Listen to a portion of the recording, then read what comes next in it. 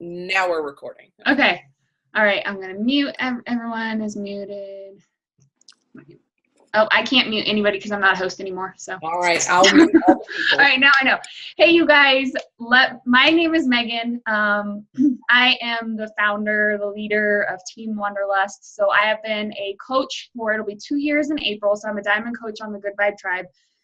And my hands are shaking right now, so I think this is a really good opportunity for me to get vulnerable with you and to share that I am actually really scared to be leading this call because I am a self-proclaimed introvert, and coaching has forced me to step out of my comfort zone. Like, I can't even describe how much.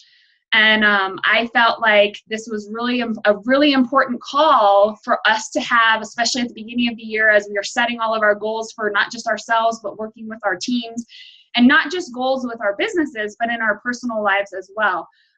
Because 2017 was a really transformative year for me. I really learned how to lean into the hard, and that honestly, like, coaching is hard. Having a coaching business, it's not all unicorns and rainbows all the time. We know that. And if you are going to be successful and stick with this long term, you have to learn how to lean into the hard. And for me, that really meant working on myself. I like to describe my transformation as from living a life of fear and being held back and spending so much time worrying what other people were thinking about me to leading a life of hell yeah. All right, like, that is what like last year meant for me, because until I became a coach, until I started working on myself, I never realized how much all of my baggage and just all of the stuff that had happened in my past. I was bullied as a kid growing up. I struggled with infertility and miscarriage. All of those things that made me feel less than worthy and just devalued, I guess. I never realized how much all of that stuff was holding me back from what I want now and from what I wanted in the future. So Danielle and I are both going to speak today.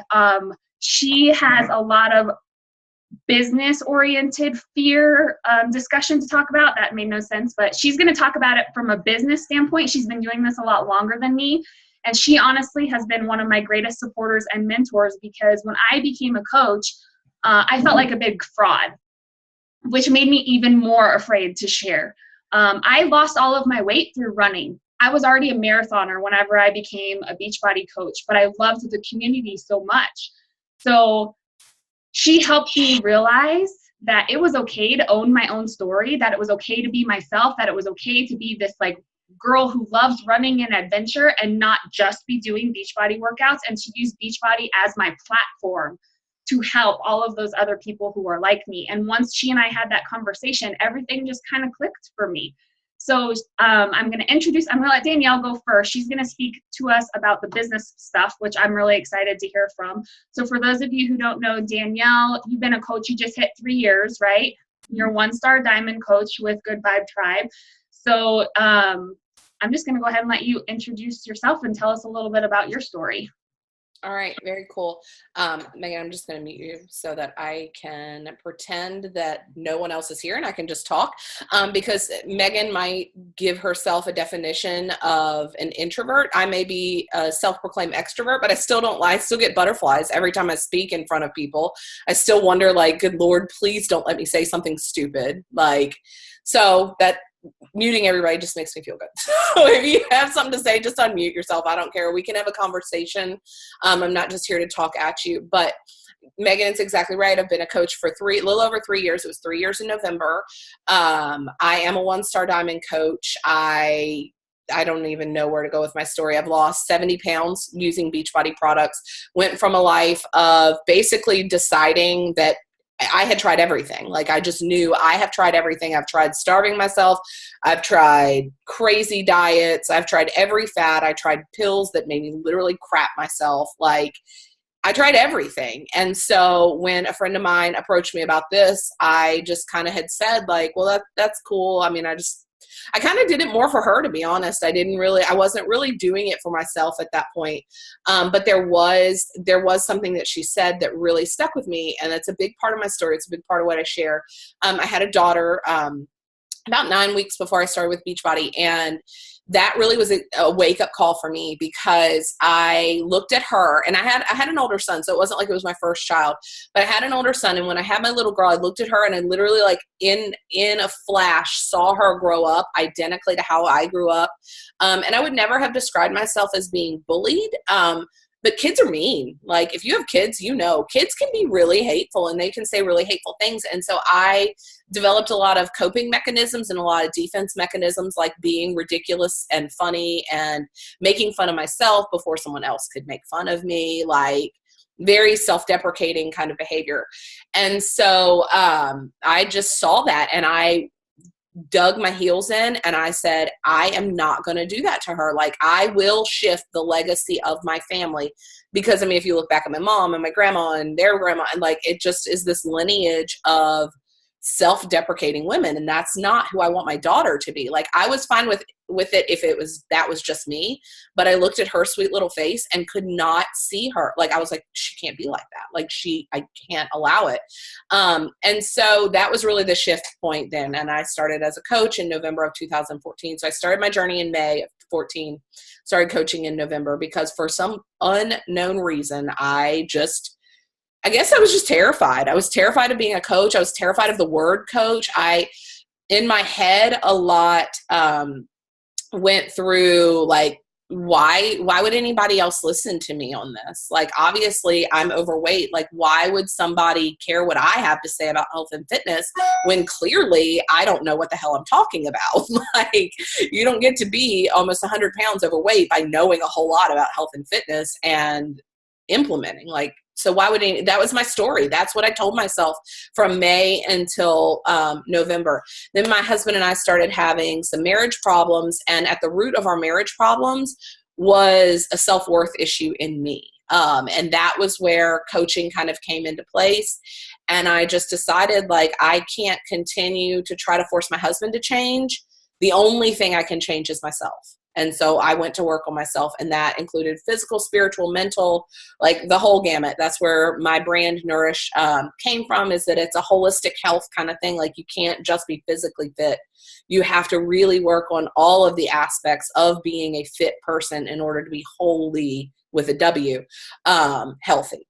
So diving into fear, I was sitting in church on Sunday, and I guess I'll give you a little bit of background. I love Jesus very, very much. I love cupcakes. I love clean eating. I love my husband. I love my kids. I love adventure. I am up for anything. I will be scared to death and crap my pants, but I will do it. You might have to push me, but I'll do it. And then I'm a chronic eye roller. So that's another part of my story. Most of the time, I think I know better than the majority of people. And even if I don't want to admit it, and they'll tell me something and I'm like, but I do it. And then I'm like, oh God, I'm so glad I did that. So that's a part of my story, is that, I joke that I'm a chronic eye roller. But so sitting in church on Sunday morning, and I was admittedly not paying attention to the sermon whatsoever. And I really felt a very revelation about what I had to share with you guys today. I kind of shared a little bit of this with Megan, but I want to give you some really tangible things that you can take away from this call and start implementing, because it is really, really great to sit here and listen to Megan and listen to me and be like, hell yeah, this is great. Like, I'm on fire. And then sit on your behind and do nothing. Like, what's the point? Like, save your breath and go do something else productive. Like, I don't want to be rude, but if that's all that's going to happen here, like, don't be here. Like, there's other things you could be doing. So I'm going to kind of highlight some stuff that I really want you to answer. And I don't know if we want to take time during this to answer those, and maybe you don't feel comfortable answering them, because some of it, I mean, getting to the root of fear is uncomfortable, guys. Like, it's not a mamby-pamby kind of thing. You do have to, and part of it is you have to be honest with yourself. And that for me was a big turning point, was when I really had to start being honest with myself. Like, I was really good at lying to myself, like really, really good at it. But when you stripped away all those layers and you got really, truly honest with yourself and looked at yourself in the mirror, and you're like, I have to make some kind of change in order for this to go to this place. So we're going to kind of dive into that. So the first step in punching fear in the face is you've got to know what you believe in.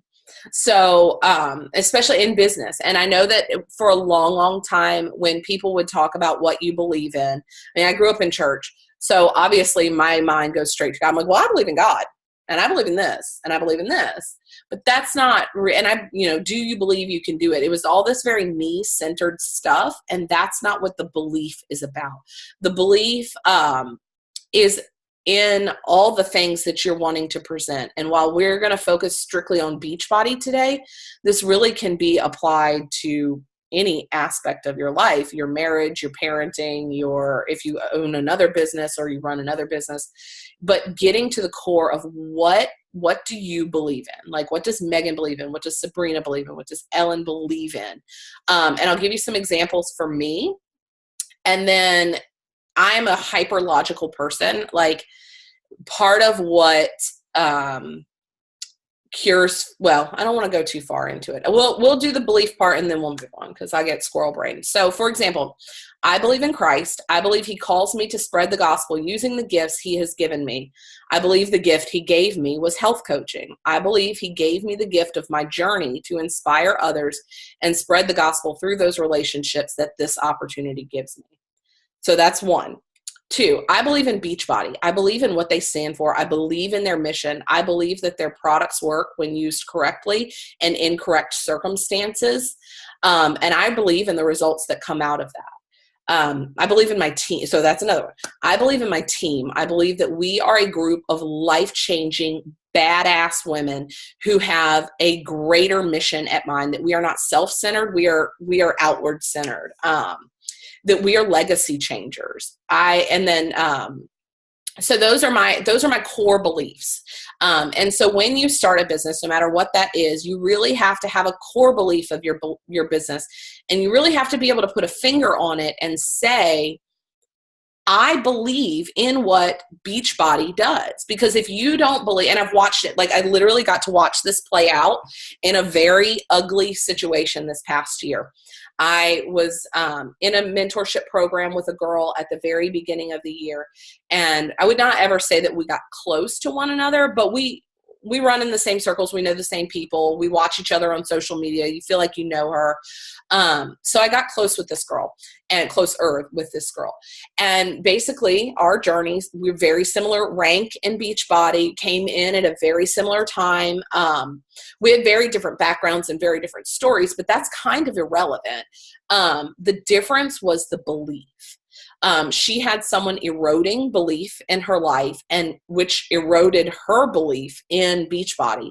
And she could not figure out why this business was not working for her. She was doing all of the things. Like literally, we would show up to this mastermind group at the beginning of the year, and part of that mastermind group was turning in our business activity tracker to the person leading the mastermind group. So we turned it in. I mean, our numbers were almost identical. We're inviting the same number of people. We're talking about coaching the same. We're posting the same number of times, like identical. And I'm not saying in any way that my business was better than hers or I have a better following than hers. It was like we were on the same track.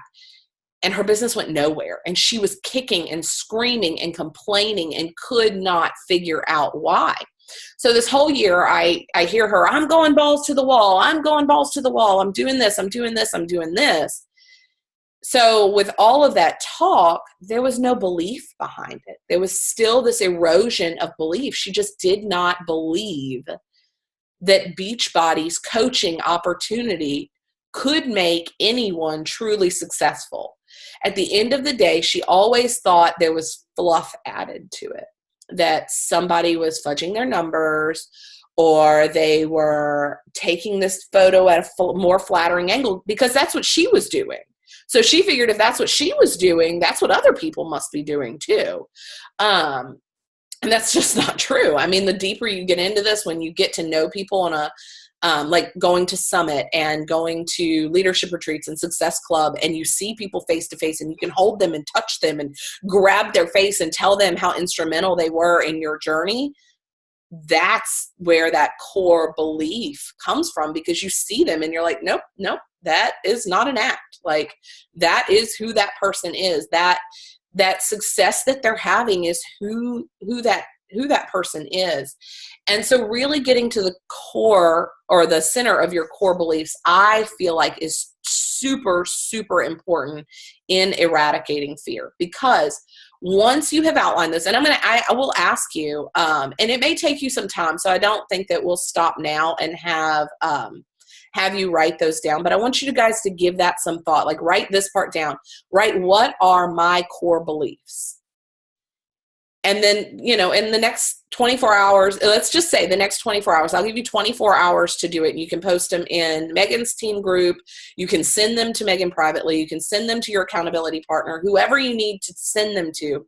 You've really got to put those out there. You can't just keep them inside, because the sucky thing about fear, and if anyone has ever dealt with anxiety, if anyone has ever dealt with any kind of mental health issue, and my husband's background, I should say, is in mental health counseling. So while I don't have a personal education with it, I did walk with him through all of his school and edit all of his papers and read all of his books. And so I have like a sideline view of mental health counseling. Almost all, if it is not a chemical issue going on, it's all because it's trapped inside. Because once you put words to it, fear can't live there. Fear can't handle being called out. Fear cannot handle being named. As long as it stays inside and it rattles in your brain, that's where fear lives. Like, fear is not a thing. It's not a thing you can hold tangibly in your hand. It's not a bit, I think of like, if you ever watched Fern Gully, I don't know. Yeah. I love Brene Brown. So if I'm sorry, and I know Megan's going to talk a little bit about Brene Brown. So a lot of my stuff probably sounds a lot like Brene, but, Fern Gully, this like black oily ooze comes out and he sings this really scary song. Like, that's a tangible thing. That's something you can put in your hands and you could scoop up that black oily ooze and you can hold it. But that's not fear. Like, that's just black nasty ooze. You can deal with a handful of black nasty ooze. What you can't deal with is this afraidness of that. And so that leaks into your business, because you start eroding that belief into, if I share this, people are not going to like me. If I share this, people are going to hide me from their timelines. They don't want to talk to me. They don't want, like, all of that. But when you pull that out and you bring it into the light, you have to start asking yourself questions and have to start really getting to the core of it. Does it matter? Like, and so I'm getting like way ahead of myself. So let me stick to my notes, because that will help me. So when you have a name for those deep rooted beliefs, fear can't live there, because everything goes back to that deep rooted belief. So if I believe that my mission is to spread the gospel using Beachbody as my platform, what does it matter? My mission is bigger than that. So if that person unfriends me or defriends me or doesn't want to talk to me or ignores me or whatever the worst case scenario of that situation is your mission bigger than that? If it's not, you need to work on what your mission is. If it is, then who the fuck cares? Like, at the end of the day, who cares? So once you're able to name and put a finger on what your core beliefs are, at the end of the day, none of the rest of the stuff matters, because it's all temporal. In 5 years, that person, that situation, you're not even going to know their name. And I don't know, that may be Brene as well, but it's either Brene or Mel Robbins or some PD I've read in the last 3 years. That's one thing I've been very consistent with, is personal development. And I would encourage you, if you guys aren't leaning in hard to personal development, do that. Like, it's not just something people say. It is truly the life-changing essence of Beachbody. It, in my opinion, is what sets Beachbody apart from everything else. Because the God's honest truth is, Beachbody didn't invent exercise, and Beachbody didn't invent eating healthy food. And while they did invent Shaco, it's just a collection of ingredients. People were putting together moringa and shashandra and all of that far before Beachbody ever came along. What sets Beachbody apart is because all of those things are great, But if you aren't working on you and what's inside your head, all of that's just a product you're selling. That's not the life-changing magic of what happens. So once you have pulled out those core beliefs, and you put your finger on them, you have to kind of start working in reverse. So one of the things that, and let me tell you this right up front, I have been through a crap ton of counseling in my life. And I'm not ashamed of it. I think it's one of the, oh, am I frozen? Okay. If I'm frozen, give me like a thing in the chat or something, because you guys are all frozen. And I don't want to mess anything up. All right. Anyone else lose her? Sorry. Okay. All right. She's back. Okay. I'm back. I don't know where I cut off, but what I was saying is once you pulled that out, you have to start working backwards. So identify, again, another thing is you have to identify what it is, what the hell you're scared of. Like calling that out and putting it on the table. And we're looking at this figurative table. We have our core beliefs in this pile over here. And we have what the hell are you scared of over here? Put a name to it. Are you scared of, I don't know, write in the chat. Somebody write like what a fear that goes through your mind before you post or share this, or what holds you back from something that you are wanting to do. Whatever that goal is, whether it's a running goal, a business goal, whatever that is, somebody write that. Failing, okay? Judgment. She thinks she's supposed to go. Post, will I annoy someone? I'm not a true runner. Oh, Sabrina, I'm gonna punch you. That's ridiculous. But that's ridiculous. Like, okay, so let me just attach myself to Sabrina's right quick, and then we'll work backwards to the, sorry, I'm not trying to like throw you under the bus here. But this is such like an appropriate one because I follow your journey. So you walk, who the fuck cares? Did you finish the race? Did you run something? Like, then you are a runner. Like, end of story. You ran, you are a runner. Your core belief is you are a runner. Like, that's not a questionable thing. Who the fuck cares? Oh, sorry. If somebody, sorry, Rachel. Sorry, Ellen. Who the heck cares if Joe Blow in the side of the race sees you walking for 1.5 miles of your walk? Y'all still cross the finish line. It don't matter. It's your race. You are a runner. Okay, let's go back to Beachbody stuff because I just need to give my girl Sabrina some love. If I post this, will I annoy someone? That's a really great one because in the very beginning of my journey, like, and let me just say, I might have been doing this for 3 years, but that doesn't mean I'm immune to the same things that you guys are nervous about or scared about or fearful of. Even now, even 3 years into it, fear still creeps up on me. So, okay, let's see here. Now things are moving, not being respected. Oh, we'll go to that one too. Charlene, you're talking about if I post this, will I annoy someone? Okay, who is this someone that you're scared of annoying? Is this a real person or is this a figurative person that lives in your mind? That's a really good person. That's a really good way to backtrack it. Okay, so if you, hypothetically, you post it and you do annoy them, what happens next?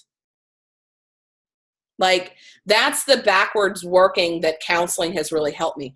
So what happens next? What happens next? What happens next? Like, and if at the end of what happens next, it isn't death, who the hell cares? Like, I mean, that's just the end of the story. If you didn't die, exactly, but did you die? Maybe you were embarrassed a little bit, but what if there's one person that you annoyed and there's 15 people that you inspired the hell out of them? Who matters more to you? Because if your core belief is you know this product works, you know that you and your mission are true and authentic, who cares if you annoy one person? In 5 years, that one person on social media that you annoyed, will you A, even know their name, B, guaranteed they'll end up coming along anyway, because that's after three years, like, that's just the people that swore, I mean, like, in my face to be like, Danielle, this cookie is so good. Oh my God. I love keto and I love cookies and I love, like, laying around being lazy. Yeah, 2 years later, you know whose team they're on? Come on. You stay consistent. Screw the people you annoy. It just doesn't, if you have that mission in mind, that greater mission, the rest doesn't matter. It's not the mission. It's the fact that I stuck with the program. So hold on just a second, Charlene, and I'll get back to you there. Let's see. Not knowing how to respond when somebody who denies Beachbody without hearing you out. Karen, one of the things that really helps me with that is I ask my team to post in my team page screenshots of the conversation. Let's group think. Let's figure this out. Because especially if you're a new coach, that is paralyzing. You're like, and for me, what was paralyzing when somebody was like, yeah, that sounds great. I'm like, shit, what do I do now? I don't know what to say if they tell me yes. Like, so, let's see. Well, it's also that personally, my mission is, oh gosh, things are moving, to grow Trooper Boots and my SEO online marketing business. Where does Beachbody fit into that? That's a different goal. Yeah. And those are things that you're going to have to work on with Megan. Those are things that you're going to have to work on within yourself, is figuring out where Beachbody fits into that. And if this is a hobby, if it's a business, if it's like where that fits into that, because it's and I know Megan's probably going to throw me under the bus here, but being a business building coach with Beachbody is not for everyone. Everyone can do it, but it is not the life's mission and passion of everyone, and that's okay. But what's not okay is if that is your heart's desire and the passion that has been put into you not honoring that. That's not okay. Like, that part is not okay. Because if this is a passion of yours, no matter how small, even if your passion is to help 3 people, if your life's passion is to do that and you don't honor that, what kind of service are you doing yourself? What are you putting out there to God or the universe or whatever you believe in? Like, how are you honoring that? That part's not okay. Let's see if there's any other. Megan, she's just trying to sell me something. That's 100% fear-based. Unless you're going into the transaction, the conversation with a heart of sales, that's fear-based. You cannot control what other people think. You can only control what comes out of your mouth and the actions of yourself. And so if you know, again, this is pulling it back to a core belief thing. If you know your core belief and your core mission is true, don't care. Don't worry about if they think you're trying to sell, because your authenticity will shine through. Okay, so next, we're curing fear here. We're going to move along and we're going to cure some fear. And if you guys have not listened, and I would say read, unless you really, really hate audio, but go, if you don't have a subscription to Audible, go to Audible and download the 5-Second Rule by Mel Robbins. If you like to read, go get the book. But to me, her voice on Audible, because she reads it. I love it when authors read their own books. But she, like, number one, she's hilarious. If you've never watched anything by her, she is just phenomenally hilarious. And she, like, as she's reading her book, she goes, oh, I must not have eaten enough for lunch. I'm hungry. Like, she just ad-libs in the book, and it makes it so much better because you feel at the end of the book as if you got to hang out with Mel Robbins for 6 hours. It's just awesome. So go and get that book. And what she talks about is that, and this is not just her philosophy on this, but fear is cured by action. Like I said, pulling out fear and throwing it out on the table and looking at it for what it is. It's not this scary thing that roams inside your mind. It is tangible out. Sabrina, you said to write down the worst case scenario. That's right. What is the worst case scenario? And that's a great thing. When you pull this out and you look at it, what is the worst thing, Charlene, if someone rolls their eyes and says, oh, Beachbody? What's the worst thing that can happen? Did you die? Did you die because they rolled their eyes at you? No, you didn't. They didn't. No one in the universe died of eye rolling, from what I know, because if so, I will be in a lot of trouble.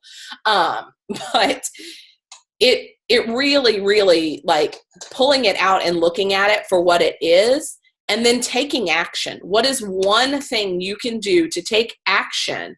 It's okay. Like, I'm not hopefully I'm not attacking you. Your name is just, I know how to pronounce your name. So, and I always don't want to pronounce somebody's name wrong. So, taking it out, pulling it out, and then taking action on it. Like one of the most defining things for me was, and if you followed my journey for any length of time, you know, like I will post transformation photos every single Tuesday of myself in some capacity. Do I want to do it? No, I don't. But do I know after 3 years of Beachbody coaching that that is what makes people take action? Yes, I do. Because I can pour my heart and soul. I can have divine revelations and beautiful words spew out of my fingertips, have a beautiful photo posted of a majestic mountain scene. And people go, like, or they scroll past and they're like, oh, that's really good. And then they'll tell me later on, you know, that thing you posted the other day about waking up early and how you give first dibs to God, like, oh, that was just so great. But that doesn't cause them to take action.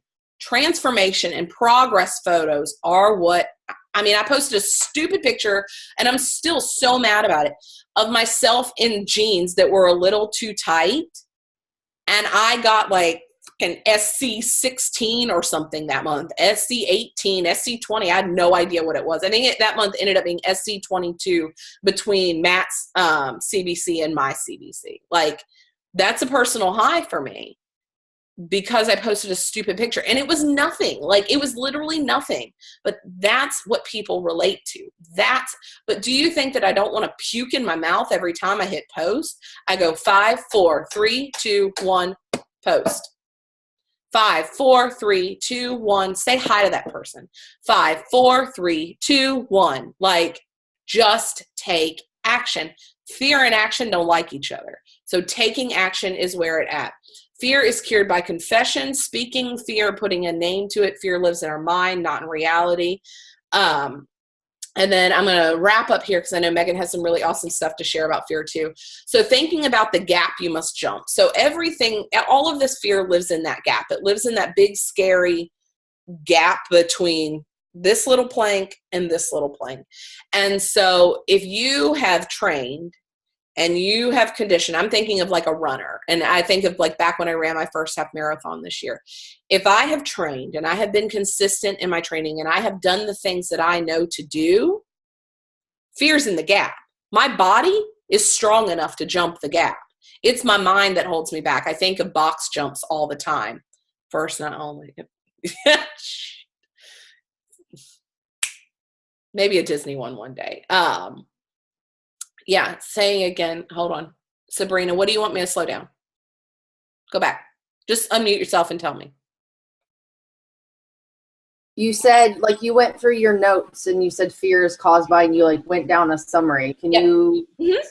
So fear is cured by action. So 5, 4, 3, 2, 1, take action.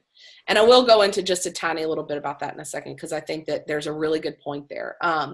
Fear is cured by confession, speaking the fear and putting a name to it. Fear lives in our minds. It does not live in reality. Is that good? That's Thank it. you. Yeah, no problem. Anytime. So what was I going to say? So if you have done all the things that you need to do, and really what's holding you back is your mind. Oh yeah, I know, box jumps. That's right. Those stupid things.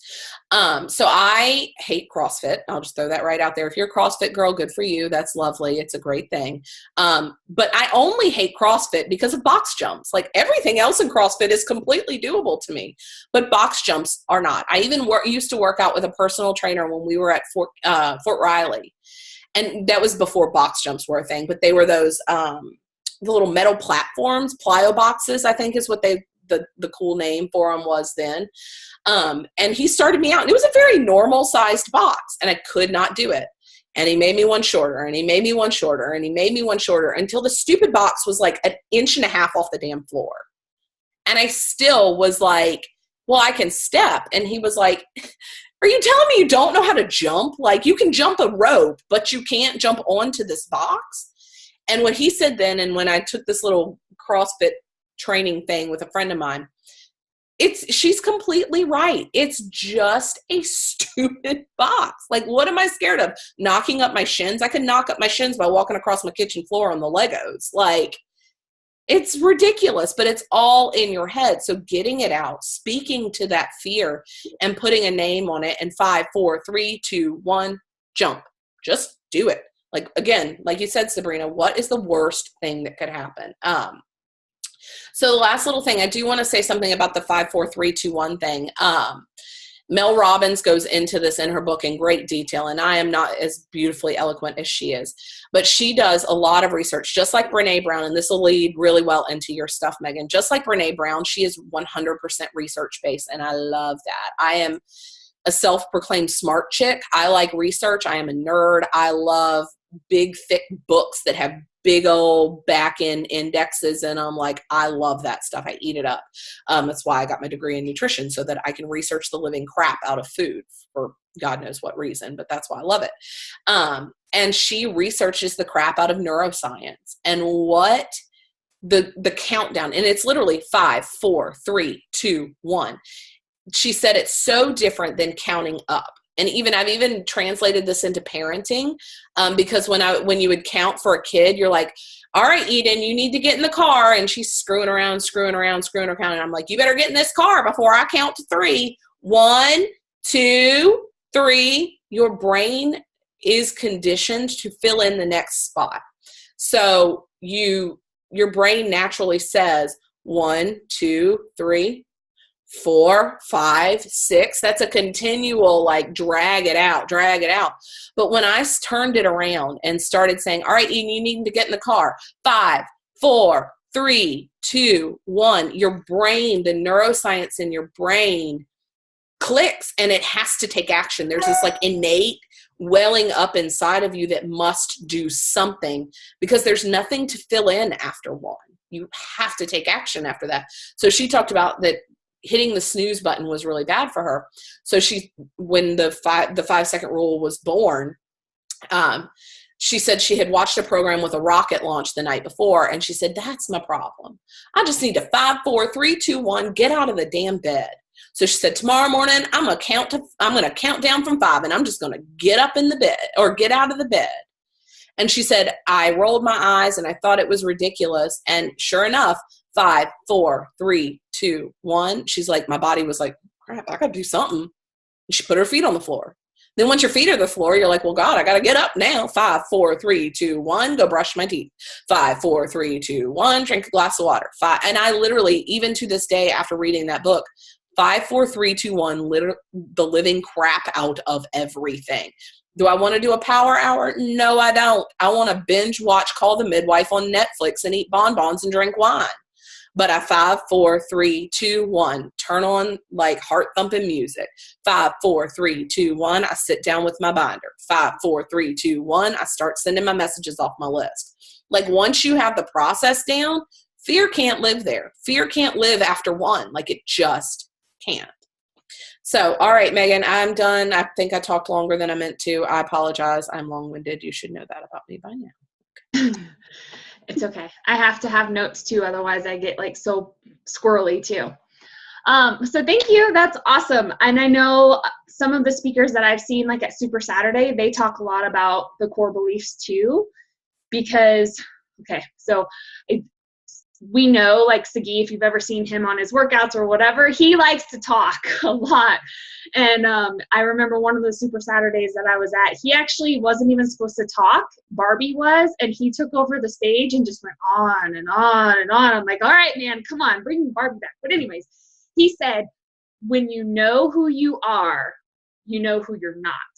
And like, that really resonated with me. And that's something that I've had to figure out, because as I mentioned, when I first became a coach, you know, you go through the Emerald training, they tell you to do the things. Every coach is kind of generally doing those same things on social media. We have our 4 vital behaviors. You have to figure out who you are so that you stand out and you're not slipping through the cracks. And I was doing what everybody else was doing when I first became a coach, and I was getting no momentum because I wasn't owning my story, because I felt like a fraud, because I did not lose my weight with Beachbody, because I came into it, I was already a runner. So I did my first challenge because in early 2015, I ran my first marathon. And for those who don't know my story, it took me 4 years to become a mom. My daughter is a product of IVF. And so I had never had a natural pregnancy before. The month after my marathon, I found myself pregnant, like big surprise. Unfortunately, it only lasted a few days. I had a miscarriage. Next month I was pregnant again. I'm like, oh my gosh, what is going on?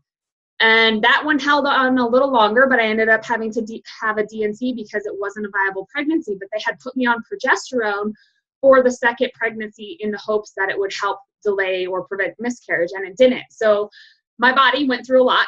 Marathon in January, back-to-back miscarriages, a surgery, progesterone treatment. And so I was just looking for something. I'm like, I just need something. So I made a post.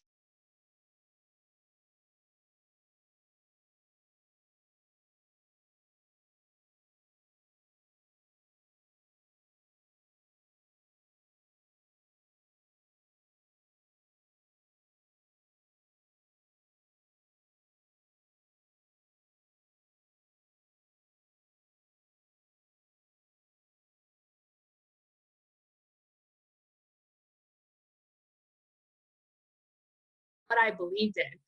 All right. When I became a coach, I honestly had no idea what personal development. Well, I knew what personal development was. I thought it was some bullshit that I saw on Oprah and that I didn't need it. Like, I don't need that. I was above it. But my coach told me to read a book. So I picked up a book. I started with You Are a Badass. And I was just like, okay, yeah, this is pretty cool. But then a few months later, I ultimately found the woman. I literally just sent her an email the other day because I wanted to tell her how much she changed my life. So Danielle mentioned her, Brene Brown. I read her book, Daring Greatly, twice in 1 month because it affected me so profoundly. And I realized that all of the reason why I was afraid to live my life for me is because all of the stuff in my past, all of the times that I was bullied, that I was made fun of as a kid for being the girl in the Fraggle Rock shirt, rocking the pink Converse because I wasn't wearing the Abercrombie and Fitch clothes.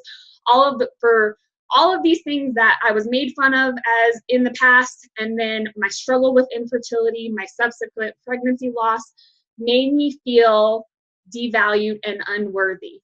And I realized that I was investing so much energy into all of the things that had happened in my past that all of those things made me constantly afraid of what other people thought about me, because I felt worthless because of those things that had happened to me in the past. And I was spending so much energy worrying about what people would think about me, that I was sitting and waiting and watching all of these women do these amazing things, going on trail runs, doing half marathons, hiking up mountains, all of these things that I wanted to do, but I was too afraid. And I never realized that things in my personal life were transcending literally into every other area. I was afraid to post on social media. I was afraid to invite. I was afraid to talk to people. And I still struggle with that. We have this idea to talk to everybody within your 5-foot radius. And I literally, when I take my daughter to the park, I take a book so I don't have to talk to the other moms. I still struggle with this. I'm working on it. Don't look at me like that, Danielle. I try, I'm awkward. And then immediately I get in my own head because I've literally word vomited all over moms. I saw a mom one time picking up her box at the mailbox. It was a Beachbody box. I'm like, oh, you do Beachbody too. And I went bleh, all over her. And then I spent 15 minutes thinking, oh my gosh, I just made a fool out of myself. And I literally sent her a message on Facebook and said, I'm so sorry that I came across as super awkward. I'm really sorry if I made you feel comfortable, because that was my own insecurity. I didn't mean to send that message. She probably didn't even think I was a weirdo, but it was in my own head.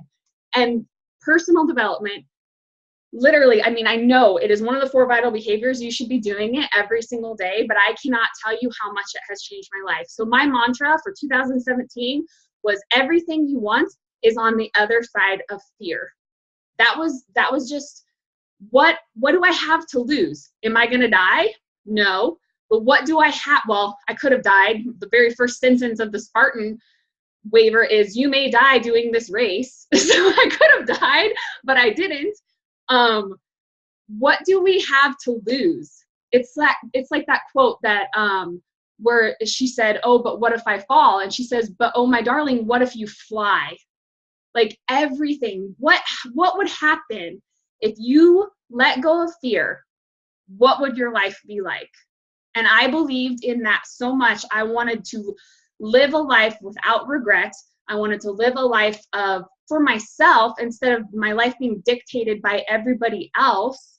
And I understand letting go of expectations that your parents have set for you, or, you know, things that have happened, people who have hurt you. I understand how hard it is to let that go.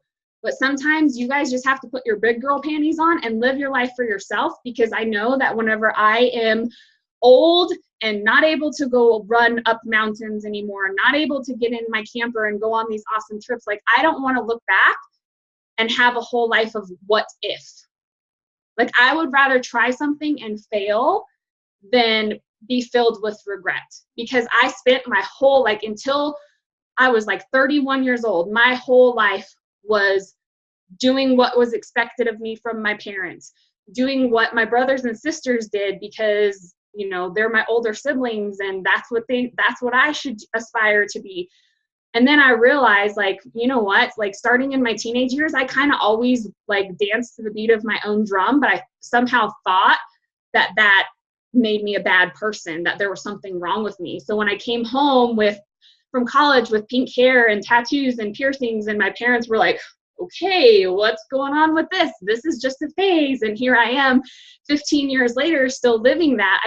I'm just able to stand in and own my own story and be proud of it instead of be ashamed of it. And I cannot tell you how liberating that is. So I know I have my flaws. I know I'm not perfect. And I've come to accept that that's okay. It's okay. And it's okay to let people see that you're not perfect. And I'll tell you, when I post about my struggles with infertility, or I post about not loving doing the laundry, or I post about yelling at my kid, or I post about just some kind of imperfection, some moment that I failed, those are the posts that I get the most engagement on social media, because those are the ones where people are able to see the human connection. So one thing that Brené Brown talks about is that we are all hardwired for human connection. And because of this social media and cell phones and like the technology and our society, we've really lost that human connection, and people are craving that. So, you know, maybe I'll make a post and we're not actually, you know, physically touching, but in that one post where I share my vulnerability with someone, it may speak to you. I will tell you that I have a lot of girls in my challenge group and on my team who are personally struggling with infertility, because I got vulnerable, I got brave, I stopped caring that maybe someone doesn't want to hear about what's going on with my uterus, and I shared my struggle, and that spoke to someone, and now they're in my group, and I'm able to use Beachbody as a platform to help them overcome the same pain and the same hurt that I have been dragging around with me for years because of my infertility. So I've learned in 2017, through all of the personal development that I did, that we often think of vulnerability as a bad thing, that it's weak, that being vulnerable is weak. And I've come to learn that being vulnerable actually takes a whole lot of courage and strength. So that's something that I learned from Brené Brown. And Daring Greatly changed my life so profoundly that in that group, or in that book, she has what's called a leadership manifesto. I have it printed out. I have it on my bulletin board, and that has the audacity to dare greatly and to not care what other people think about you and to live your life for yourself. That has become part of my team culture. And so now I have people who are going out and doing things that they've always been afraid to do. My sister, who is, how old is she? She's 48. She's taking ice skating lessons, something that she's always wanted to do. She took curling lessons when she was in Canada for Christmas, and now she might be joining a curling league.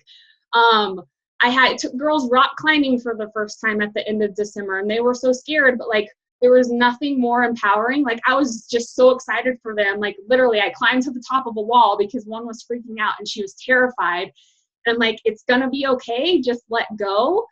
She finally let go. She got to the bottom, and then the rest of the night, she was the one that was like, it's okay, just let go, you can do it. So like, I am, by me, like letting go of fear and just leaning into the hard times, it's a ripple effect within my team. So that is very much part of my team culture, is overcoming fear and living a life free of regret. So when I first started, like about 6 months went by, I didn't have any momentum in this business. I was ready to quit a lot of times. And then I said, you know what? I need to stick with this for a year. I need to give it like a solid year of treating it like the business that it has the potential to becoming and see what happens. I ended December. I qualified for Success Club trip. I paid for my Success Club trip. I ended the year as a Diamond Coach and a Success Club All-Star because I was leaning into the hard. So one of the other things that was constantly in my head was a metaphor that I heard again at a Super Saturday, but it's not to let your boulder roll you over. So imagine that you're pushing a boulder up a mountain and it's hard, right? You're leaning into it and it's hard. What happens the moment that you stop pushing? It's going to start rolling you back, and it's going to roll all the way to the bottom of the mountain, and then you're going to have to start again. So anytime that you want to quit, you lean into the hard and you keep pushing your way up the mountain, because every time you stop and you take a step back, you're just going to have to work that much harder to build that momentum again. When it comes to inviting, I know inviting is a huge fear. I still struggle with it. And so I use the tracker that Moira designed, the runner, walker, jogger tracker. A goal of mine on there, because I know it's something that I struggle with, is to talk to new people every week, to start new conversations and to invite. So I set a goal for myself and I use the tick marks every single day. But one of the things that got me over the fear of inviting was, I think, where I would be if my coach had not invited me here. How different would your life be? Your health, you know what this community does for internal transformations too, but your health, your fitness, just how you feel about yourself. Where would you be if you had not been invited to this opportunity?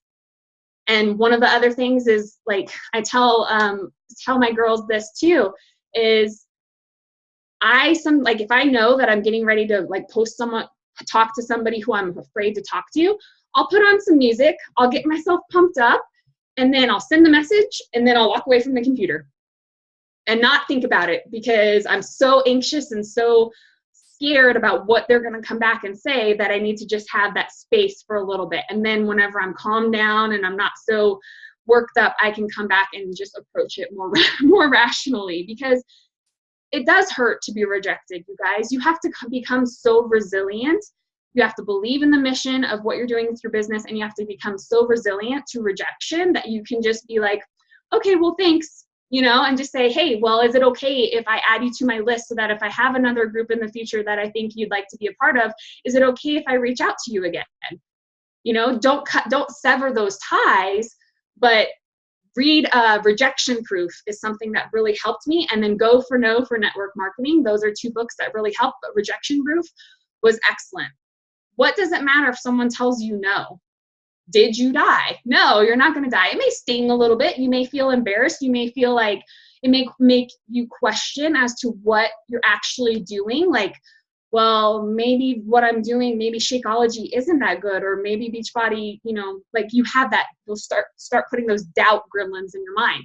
That's where your belief in what you're doing has to take over everything else. Because otherwise, when you are getting rejected, when people are messaging you, or when someone is making fun of you, I had someone all last year, like the first 6 months of the year, she tore me up and down on social media. She would take what I would post and then just go and bash me on her social media page. Do you know what I did? I unfollowed her. But then still, I would go and I would check her page to see what she was saying about me. And I was like, it brought on all kinds of doubt. But instead of her letting me run me away, let that run me away, I turned it around, and that just stoked my fire even more, because she was saying I was just a salesperson and I was trying to have this Pinterest perfect life. Like, she even went so far as to talk about the words that I was putting on my pictures. She was not a nice person. She was a toxic person. I severed that relationship, because how was that serving me? What was her friendship doing for me? It wasn't doing anything for me. So I had to let that go. You have to learn to let go of the things that don't serve you. I was actually having a conversation with my husband the other night. So my husband was recently diagnosed with PTS. He's a combat veteran. And we were talking the other day about things that have happened in his past, like all the way from his childhood up until the time that, during his deployments. And I just asked him, I said, Mike, you invest so much of your energy into carrying around all of these painful things from your past. And I understand, like, there are things where, you can't just get over them. They're like, it changes the way your brain is wired. So you can't just like release things. And I understand that, he is on medication for his PTS. He is in therapy for this. But it was just, there are some things, the way he feels about them, he spends so much time investing into, like, so much energy carrying around these things. He has a lot of anger towards someone who violated him as a child. I'm like, what would your life be like if you were able to take that energy and invest it into something good? And he told me, he's like, well, you sound like my therapist. And I said, well, thank you. And I'm like, I don't look at that as a bad thing. I look at that as a good thing. And like, there's no way a year ago that we would have ever been able to have that conversation, because he's working on himself and taking down his walls. And I've been working on myself over here, learning that it's okay to be vulnerable and that it's okay to speak about these things. Because like Danielle said, when we speak our fears, shame is the same way. Like when we speak it, it can't exist anymore. Shame exists because we hold it inside us, and fear is the same way. So once you start speaking life to those things, it's going to go away, you guys. So everything I wanted in 2017 was on the other side of fear. I did my first Spartan race. I put myself out there on social media more. I ran to the top of Pikes Peak, and everything it all exists together. Like, you have to have balance in your personal life and your business life and your fitness and all of that. Like, it all exists together. And I never realized that my business and my fitness goals would never get to where they needed to be until I worked on the personal stuff. It really is like the whole body health. So what do you have to lose? But what do you have to gain? Like, everything you want is on the other side of fear. So one of the things in one of the team calls, I think it was last fall, they talked about not letting our personality traits, like me being an introvert, don't let that be an excuse. You have to push on, even if you are a self-proclaimed introvert, even if you are really insecure. You have to be able to, you can't use that as an excuse. You're not going to meet your goals if you have excuses, right? Don't devalue your story. Like, don't think, oh, I'm not an interesting person, I don't have anything to share, because there is something, like, we are all valuable in our own ways. And like, I wasn't sharing my story because I thought, well, I'm a runner. These Beachbody people aren't going to like what I have to say. And then once I started owning my story and started speaking more about running and hiking and all of that kind of stuff, guess who I started attracting? I started attracting other runners. So start owning your own story. If you are a mom, talk about mom life. If you're not a mom, that's okay. If you love dogs, talk about dogs. You're going to attract, your vibe is going to attract your tribe. Don't worry about alienating people. Danielle touched on that. Do be yourself. Don't be afraid to be vulnerable. Do be raw. Share the things that make you unique and share the things that make you normal. Like, it's all about that human connection. And then just remember that we're not selling a product, we're sharing our story. And so you really have to figure out what your story is and then share it authentically and often. So you can find, I talked about that leadership manifesto. Grab it. So you can print it out from Brene Brown's website, but honestly, I just encourage you to read that book. I'm actually going to start like a virtual book club if anybody wants to read Daring Greatly with us. I would love to have you. But let me read this to you guys, because this is what if this doesn't sum up coaching for me and what it means to me and what I want it to do in other people's lives, then I don't know what it will or what will. And then I'm just going to wrap up and open up for questions after this. So this says, we want to show up, we want to learn, and we want to inspire. We are hardwired for connection, curiosity, and engagement. We crave purpose, and we have a deep desire to create and contribute. We want to take risks, embrace our vulnerabilities, and be courageous. When learning and working are dehumanized, when you no longer see us and no longer encourage our daring, or when you only see what we produce or how we perform, we disengage and turn away from the very things that the world needs from us: our talent, our ideas, and our passion. What we ask is that you engage with us, you show up beside us, and you learn from us. Feedback is a function of respect. When you don't have honest conversations with us about our strengths and our opportunities for growth, we question our contributions and your commitment. Above all else, we ask that you show up, let yourself be seen, and be courageous and dare greatly with us. So if you don't know about like the quote from it's Thomas Jefferson, the Man in the Arena speech, go read that, because it's all about not letting our critics have no room to criticize us, because they're not in the arena with us. They're not the ones that are putting the blood, sweat, and tears into our businesses, into our lives, into our fitness schools, whatever. So don't let the people, unless they're alongside you, like sweating and getting dirty and just investing their hearts in that, their criticism does not matter. You just have to let that go. They do not matter. They do not get to judge you. Well, they can judge you all they want, but like it should not matter to you. So it's just all about letting those people.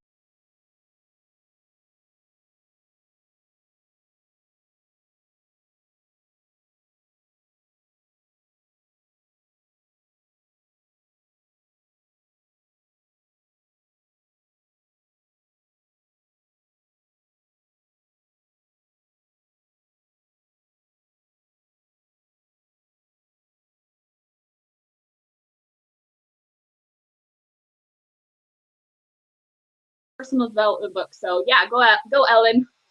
I kind of wanted to touch on what Danielle was saying, even you were saying just about like your core beliefs and just how super important that is. I got my master's in business, and one of our projects was kind of like creating an outline for like your own company and coming up with a compensation plan. And before all that happens, you have to decide like what is it? Like not what product you're making, not what you're selling, not what this is, but like what are you doing? So, when Danielle's like, write down your core beliefs, like it's so important to do that, because that really is the building block for you to understand exactly how you're going to get to where you're going to get. And if we don't do that, then we're just kind of like, oh, well, I'm just doing this. And you don't ever have anything to come back to. So just like put it on your wall so you can see it, and you can be like, this is what I need. Like, this is to like help you come back to like where you're going. So just kind of just doing that. Yeah. Well, and like if you have that strong belief system in Beachbody and what this platform will allow you to do, and I just lost my train of thought because of the chat box. When we see a lot of people coming and going in this business because they leave Beachbody because something better comes along, and it's because they didn't have that belief in Beachbody. I've lost, I don't even know how many other coaches to other home-based businesses or MLMs, and it's just because that belief in Beachbody wasn't there for them. So my kids are definitely not. Yeah, go Danielle. Yeah, so let me speak to that really quick and kind of share another aspect of my story that I didn't really share. And then I have two other things that came up while you're talking that I'm like, oh, I have to share those because they went so good with your stuff. But I used to sell Tupperware. Long before Beachbody ever came along, I sold Tupperware. I was the cute little Tupperware lady that brought her big old Tupperware bag, and I told you all about how cool Tupperware was. Do you know how long I lasted as a Tupperware salesperson? Yeah, about 3 months. You want to know why? Because I didn't enjoy slinging crap that was going to sit in your closet and get you pissed off because you lost the lid. Like, it had nothing. I mean, I can sell something. Like, I can sell all kinds of things, but I did not believe, not that there's anything wrong with it, but it's because it didn't line up with my mission. My heart song is to help people get healthier. And while there are some products of Tupperware that can probably facilitate that a little easier, that did not give me this satisfaction of having someone come to me and say, you have changed my family's legacy. We went from a family of people who suffer from type 2 diabetes to a family now that goes out on evening walks and that we exercise together and that we cook healthy meals together. Like, that's the stuff that gives me chills and makes me run up and down screaming, oh my God, do you know what you just did? Like, selling Tupperware did not, and there's nothing wrong with Tupperware or makeup or whatever.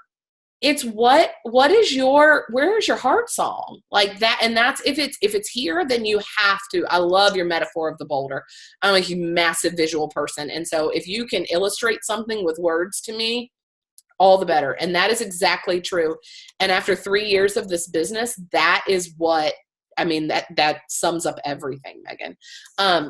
The other thing that you touched on, and I'll share a story from one of my dear friends, Christy Whitaker. And Megan, I don't know if you became friends with, I'm sure it was before this, but there was some legislation going through, and it was about abortion legislation.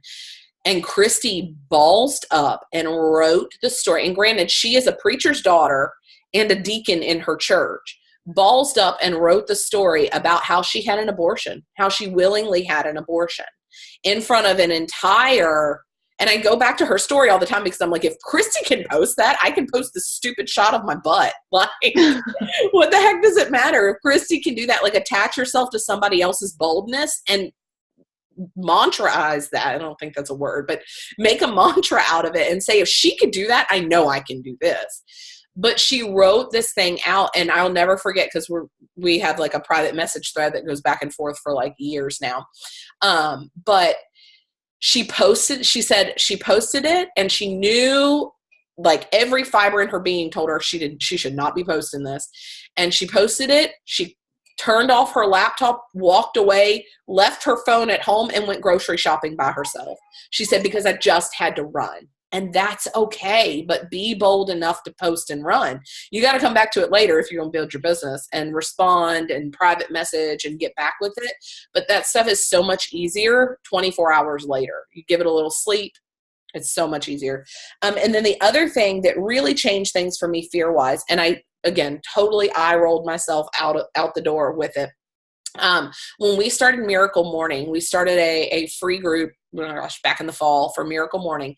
And one of the lifesavers is affirmations. And I rolled myself at affirmations. I went through years of counseling, having counselors tell me to do affirmations, to change the story I was telling myself, change the story of the promiscuous teenager. Like, you don't have to be who you are today. Like, you just don't. You get to decide what your story is. And at any point, in any time, you get to rewrite that. And all you have to do is put in the work to rewrite it. Is it going to be hard? Yes. But affirmations are one of those things. And I actually had put that in my notes, because that's another one of the like tangible takeaways I want you guys to do, is after you name those fears, come up with some affirmations that eradicate those fears. If you are fearful about the value that you add to someone, come up with an affirmation, a mantra in your mind that goes over every day. I am valuable. What I offer is valuable. I am capable. I am strong. I am a runner, Sabrina. Write it down. And say it over and over, because you get to change that. Like, it's, to me, one of the most powerful things is that you have the capability of change. Like, Megan, your infertility story, every time you tell that, like, your identity does not have to be wrapped up in that. An infertile woman is not who Megan is. You are a laundry list of things. That may be one of them. You may have a portion of your story that is stuck in infertility, but that's not who you are. That is not your identity. And I think that can be attached to anything. PTS, I know we've talked about that on here with Mike, especially. Like, that doesn't have to be who he is. It can be a part of something he struggles with that he must overcome, but that does not have to be his identity. And carrying around this giant sign that says, I struggle with infertility, I struggle with infertility, like, then that's all anyone's ever going to see of you. PTS, that's all anyone's ever going to see of you, when you know in your core belief you are so much more than that. So those are the little takeaways that I had to share. Megan, you're amazing. I love listening to you talk. You're in my Instagram stories now, so just so you know. Somebody else. Okay. But my butt's covered, so it's all right. Shoot, what was I gonna say when you were talking about Christy? Oh, about she put that story up and she knew that the story about her having an abortion might alienate someone. And this is something that I realized too with my own business. So like obviously when you are running your business, your page needs to be professional. So approach topics, you know, from a professional standpoint.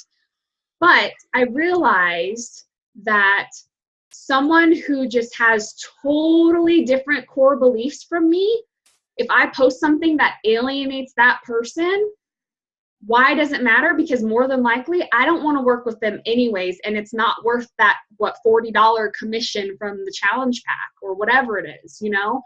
So if someone is like on their fitness journey, but they're like a raging bigot, I don't want to work with that person anyway. So what do I care if my post offends them or alienates them? You know what I mean? So you may alienate people, but what does it matter?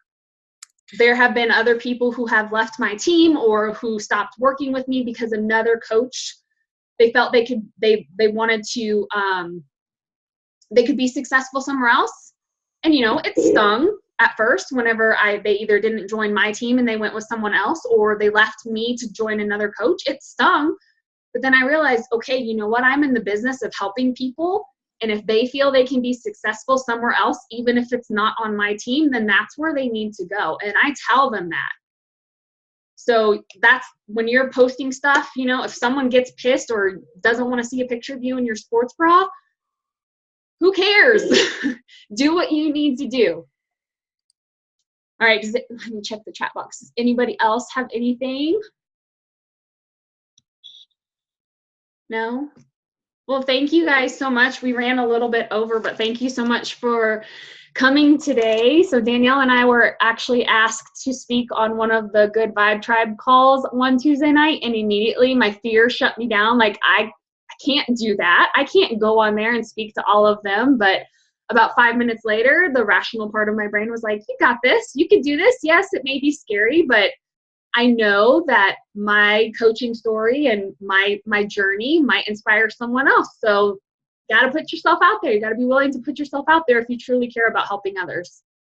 So, all right, you guys, have a great day. Bye, guys. Thank you. Bye.